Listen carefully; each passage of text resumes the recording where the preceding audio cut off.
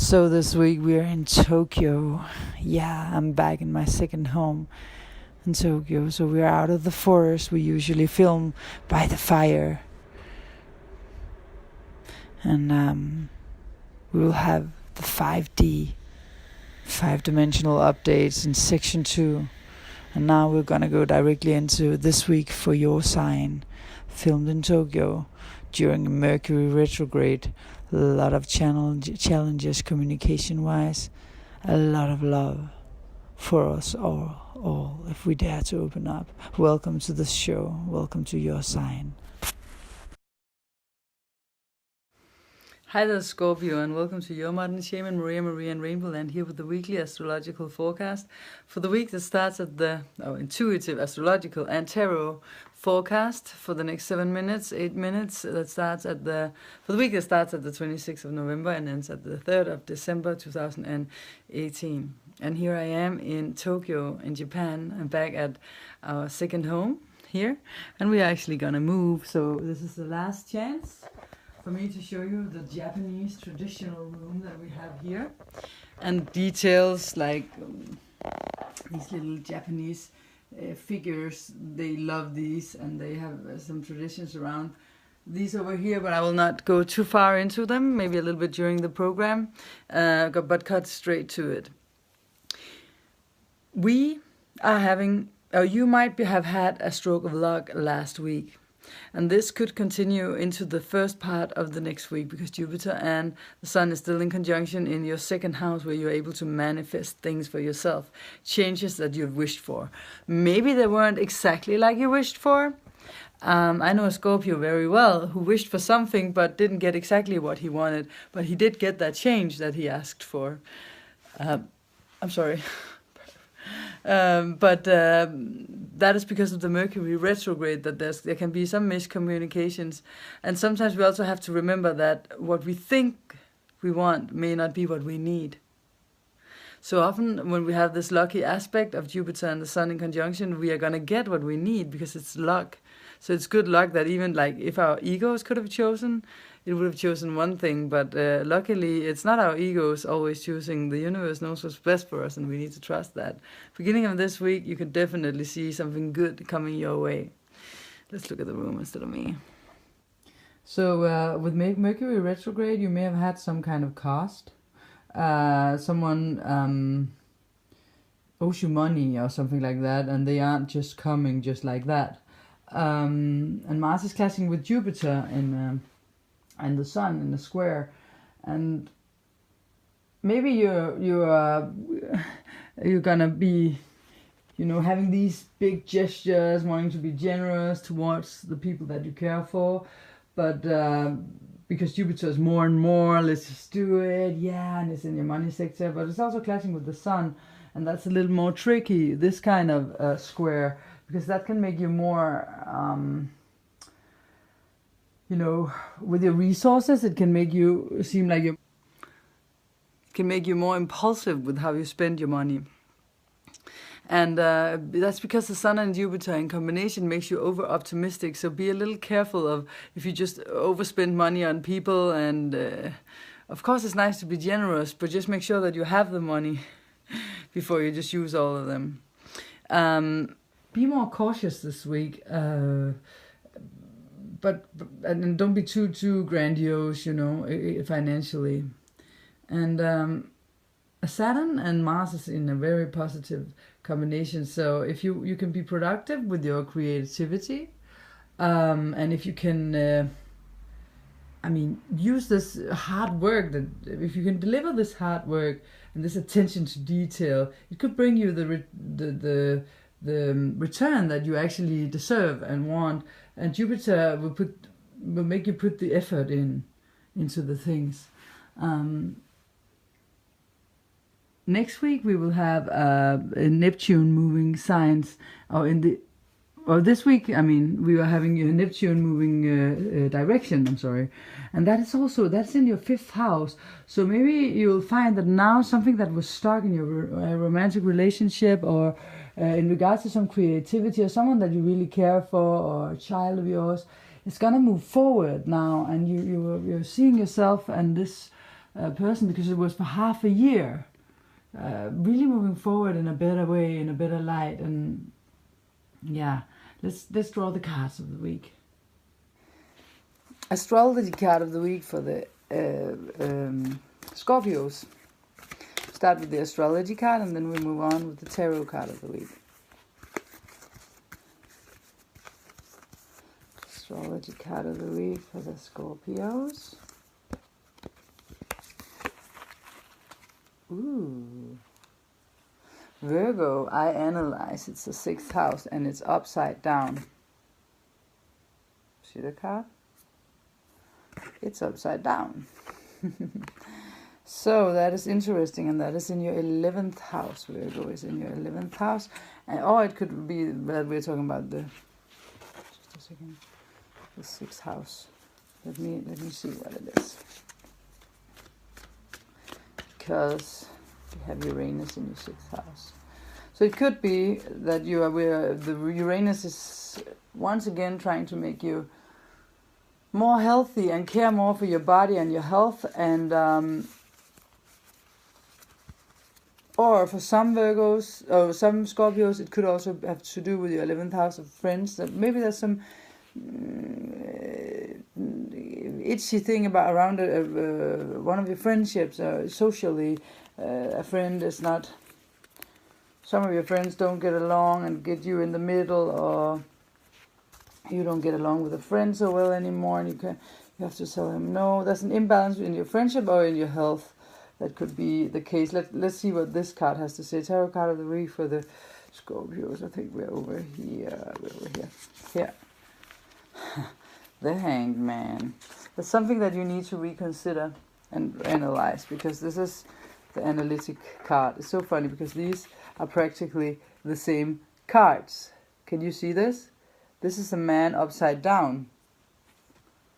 This card is upside down. This man is analyzing to become wiser. This is exactly, I analyze what this card says. So there's a situation in your life where you need to withdraw and make benefit of the Mercury retrograde to analyze and revise a situation. Spend the time doing that on your own. Withdraw a little bit from the world to do so, if you really need it, because that is a really good idea. I know Scorpio I'm going to talk to now. Just now, because this was just so in accordance to what this person just said to me recently. So you should do that. Take time to reflect on certain things. Thanks for watching, Scorpio. We're going to go into section 2 of the program, but first I have to remember to tell you, don't follow trends, follow your heart. See you in section 2. Ciao.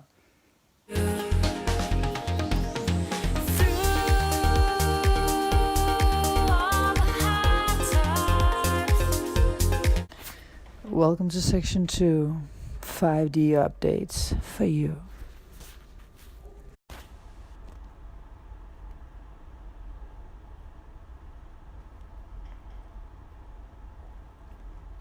So as I said before, Mars is in Pisces now, since the 15th of November. That is the 12th house collectively.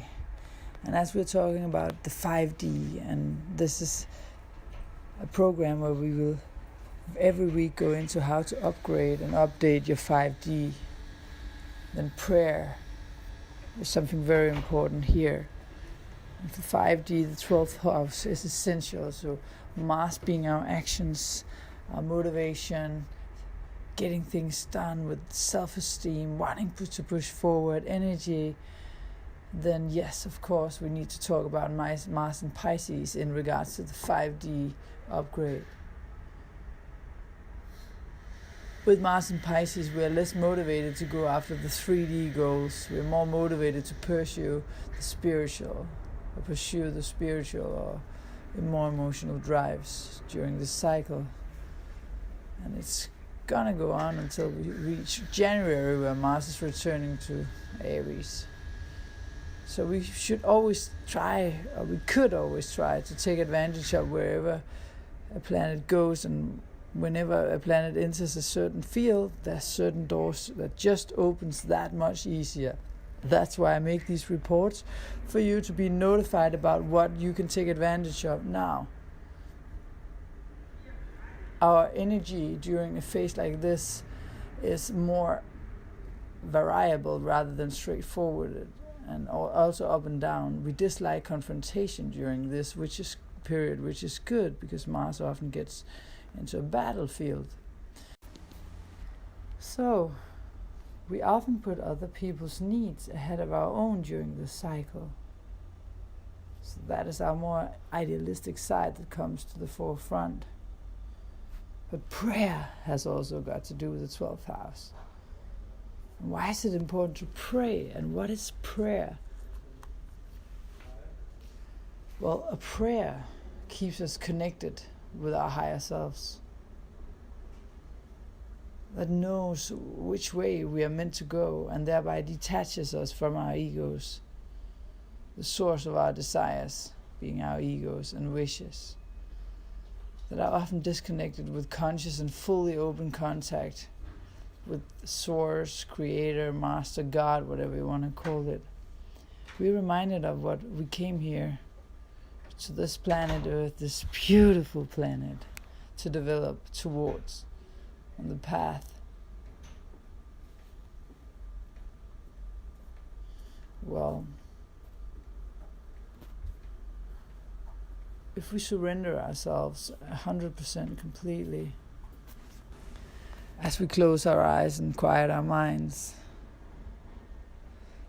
and say a prayer, you might have a fixed prayer, or you will have a prayer that is a prayer of your heart, coming from your heart. Maybe it's a prayer for someone else that you love to be in a better state or to get well. A prayer is always that much stronger when it comes from the true space of an open mind and open heart. Because if it stems from the ego, you will probably attract something that your ego needs and not your higher self, and that won't ever get you going any further forward. So of course, before finding out what you want to pray to, I mean, within different traditions, there are different prayers already handed to us if we need help.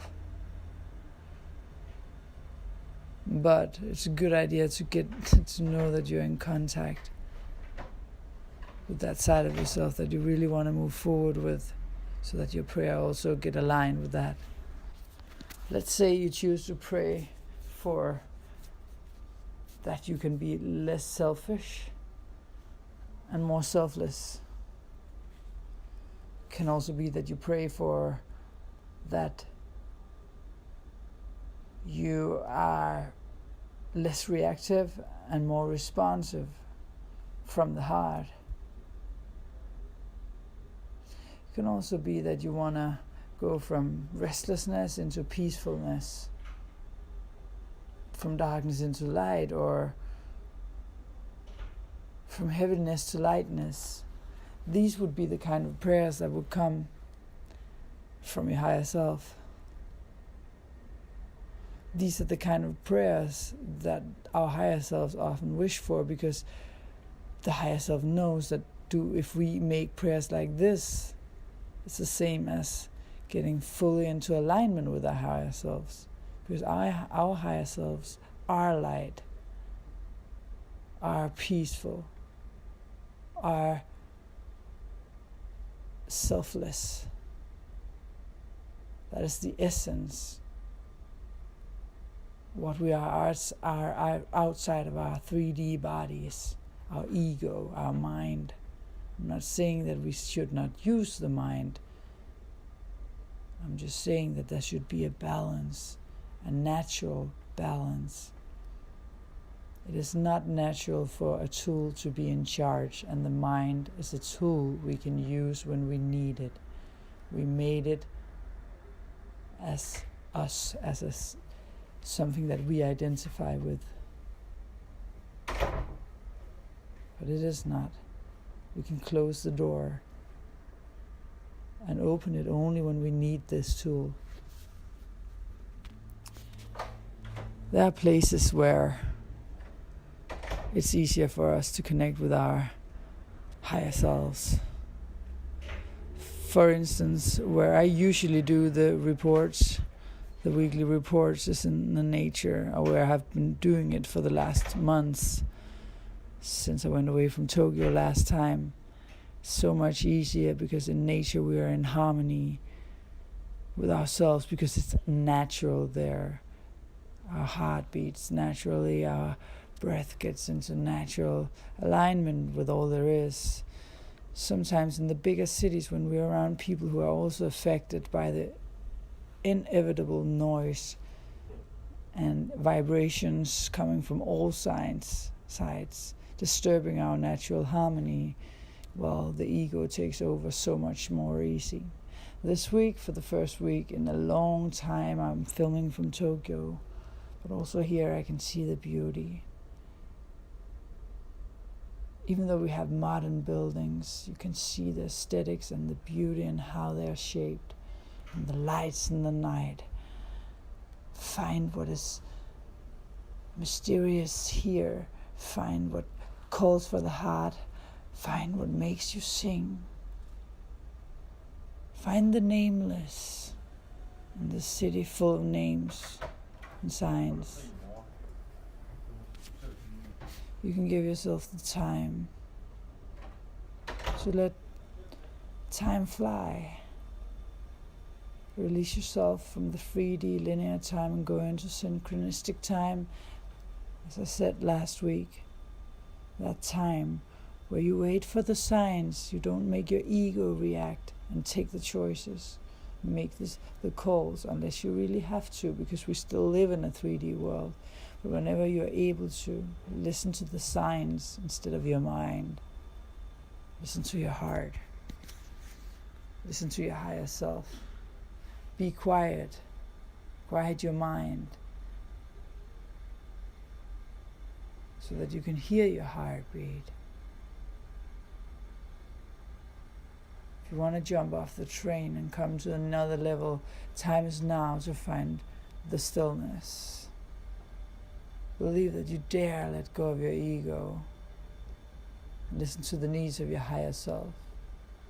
Do you dare to become a servant for something bigger than the ego?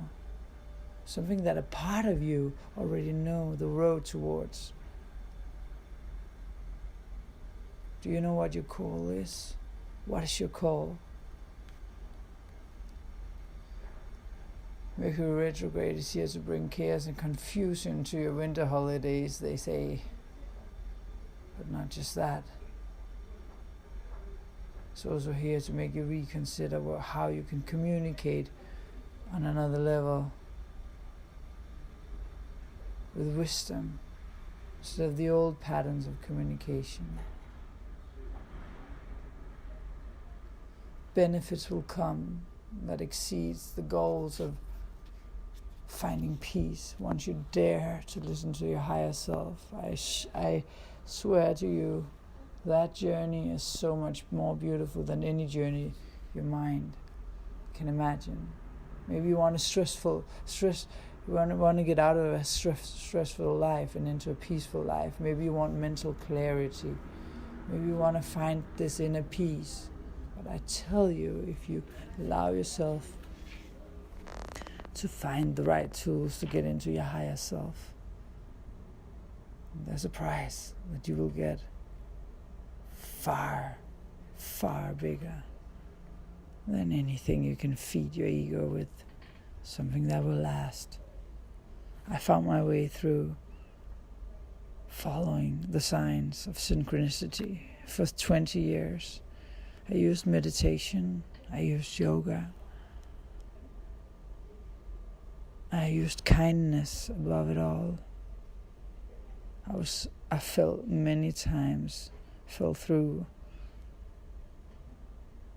but I got up again and I continued to follow my dreams in my heart and inspire people towards kindness, towards their calling,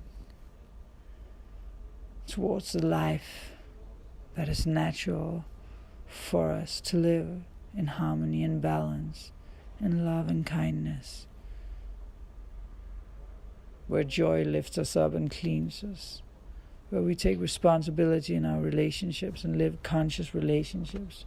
But the choice is yours. You can make the difference around you, all around you, but you have to make the choice. The choice is yours. Every day, every time you speak to someone, every time you do anything, you can choose to be aware. You can choose to be in a meditative state or a 5D state where you feel that your body is just what do we say? We call hylster in Danish. What is it called in English? Just a shell. The soul is so much greater, wider, bigger, and wiser. Write me privately if you want me to find a meditational teacher for free, a free one somewhere near you, no matter where you live, if you want to try to use this tool that I have. There are many tools. As long as you follow your heart, then you know you're on the right path. Thank you.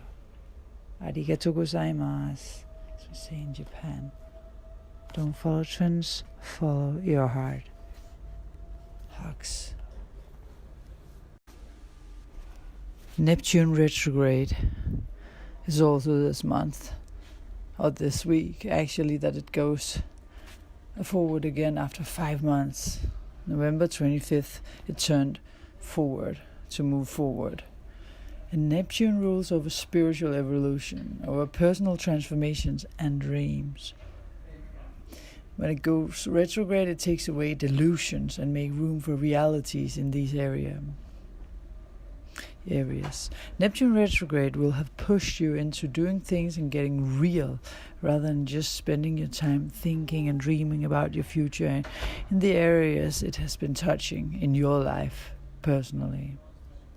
Neptune retrograde clash with the effects of Mercury retrograde because they are in square, and also for the qualities of these two.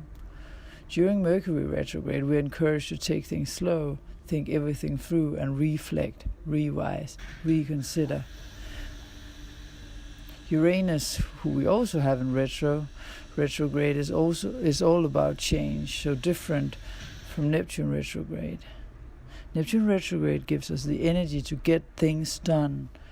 It's been a good idea to still take things slow during the last 5 months, to not don't do or say anything big without giving it a lot of consideration.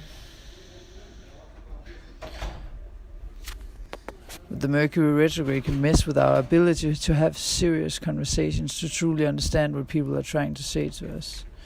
3 times a year it goes retro, changing speed in its orbit around the sun, making it look like it moves backwards. This change affects us all here on Earth. Communication, movement, and technology issues. Any general feeling of confusion gets to come up. On November the 16th, Mercury went retrograde for the last time this year. So this will have an effect on all of us. And it's not bad at all. It's not only bad. Because, of course, I'm standing here in an airport and everything is delayed, and I'm in another plane because the other plane didn't come, and so many things. But at the same time, I have been solving so many communication issues. Mercury retrograde is about taking things slow. That's why delays come, and thinking and reflecting upon the past. So this period isn't the best time to make a life-changing decision or to start something new, although you might be feeling certain changes due to the Venus now forward and Mars out of his cycle. But seen from the Mercury aspect, it's a good time to go over things, question your motives, and look into your soul. Speak with your higher self to see what you want to continue doing. Mercury retrograde gives us the opportunity to improve how we communicate our messages, our whole essence, and our energy vibrations to others. reflecting and figuring out how to proceed with your life is a great way to end the year, a cycle, even though this year, or the new year as we call it, isn't an astrological new year, because this is in Mars, where the cycle, the astrological year cycle, ends with Pisces, starts with Aries in the second part of March, and the latter part of March. But it's a really good starting point in getting a fresh start as we enter January, where Aries will also get back into his sign and start over new. Of course, Mercury retrograde will affect some more than others.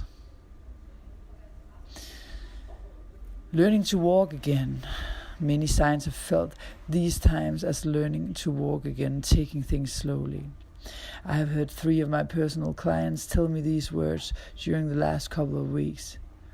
I am learning to walk again. Not only learning to communicate all over, but to walk our talk. And physically, for me, with my knee operations, to walk again in a new way. Venus is in Libra, is moving forward.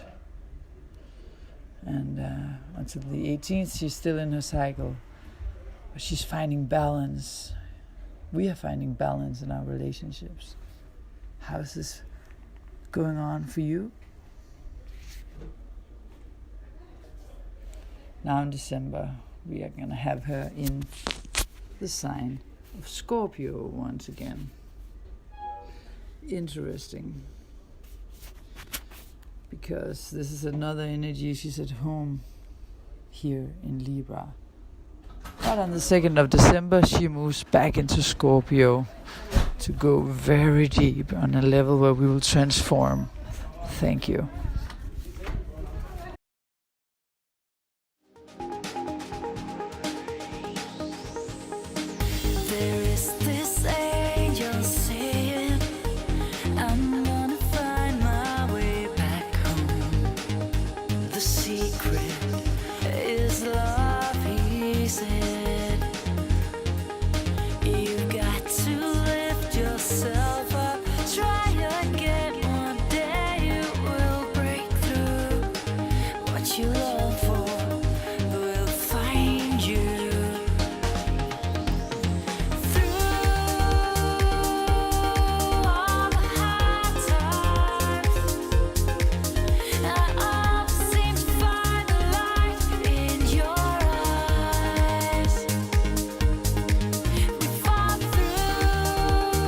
No sigas las tendencias, sino tu corazón.